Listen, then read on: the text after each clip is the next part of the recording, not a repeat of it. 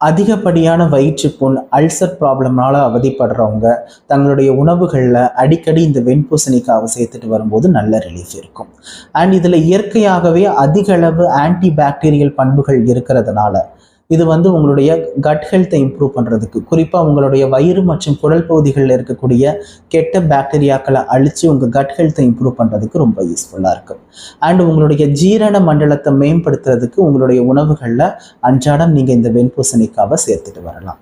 இதில் அதிகளவு நார்சத்து அண்ட் அதிகளவு நீர் சத்து இருக்கிறதோடு மட்டுமல்லாமல் இது ஒரு லோ கேலரி ஃபுட் அப்படிங்கிறதுனால அதிகப்படியான உடல் எடையால் அவதிப்படுறவங்க தங்களுடைய வெயிட்டை குறைக்கவும், உடல் எடையை கட்டுக்குள்ளே வச்சிருக்கணும்னு நினைக்கிறவங்களும் இந்த உணவை அடிக்கடி தங்களுடைய உணவுகளில் சேர்த்துட்டு வரலாம்.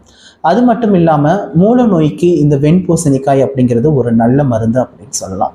இதில் அதிகளவு நார்சத்து அண்ட் அதிகளவு நீர் சத்து இருக்கிறதுனால மூல நோயை குணப்படுத்துறதுக்கு இது ரொம்ப